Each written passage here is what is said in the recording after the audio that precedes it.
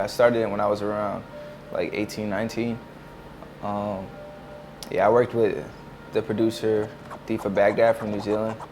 And basically how we got in contact was I stole a couple of his beats off SoundCloud and I did some tracks over them on my first EP.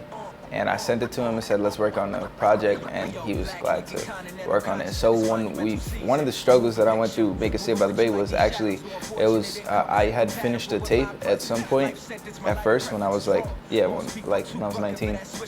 And then there was this beat that Thief made for Octane on the tape. And I thought that that beat was so mature that I had to scrap everything and then redo it. So that's what I did. And then I just wound up putting it out like a couple months later.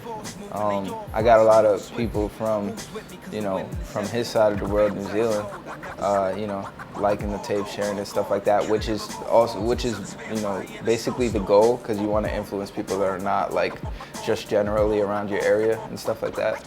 So yeah, I would say it's good. It hasn't completely changed my life or anything like that. It's just given me more opportunity and more room to grow, I guess, because now when I listen to the project, I'm like, okay, that was cool, but I'm ready to do like bigger things.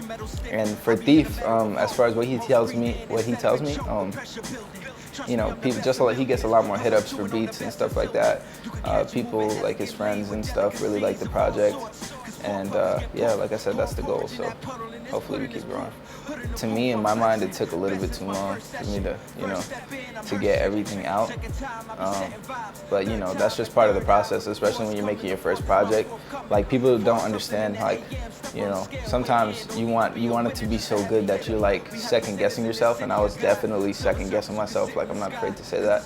But but now that I'm done with it, I just it's like an experience, like, okay, now the next project I'm gonna be like more, confident in myself and what I can bring to the table. I have a couple favorite tracks and I feel like they change every day.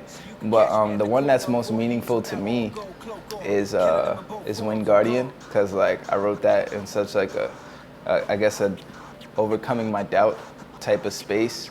So it was really refreshing to hear after it was fully done. But then another track that I like also is House of God, because that track means a lot to me, and I kind of did it by accident, like the whole chorus thing and all that. So it was pretty cool. But yeah, and my least favorite track, honestly, is I'd have to say Backseat Blunts, because I recorded that track way back, but and I was not gonna put it on the tape, but some people wanted it on the tape because they liked the song when I showed it to them, so I'm like, okay, so I'm just gonna throw this on. And sometimes I guess decisions like that have to be made, but yeah. I would definitely like to go on a Saved by the Bay tour, whether that be just a inner city or just a couple states or something like that.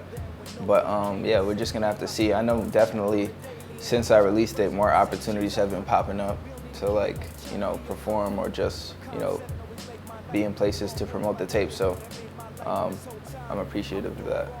Yeah. Basically, if you listen to Saved by the Bay back to front, it's almost like the same story.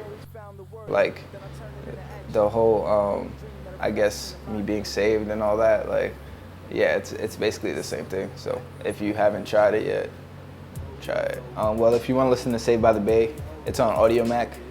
Just type in Saved by the Bay, or you can type in my artist name, Danny Delavie. And my Instagram is Danny_DELAVIE,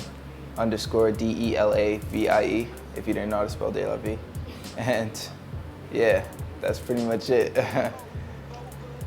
Go cop Saved by the Bay. Tell me what you think of it. So yeah. Shouts to Delavie Baghdad and shout out Flat Boys.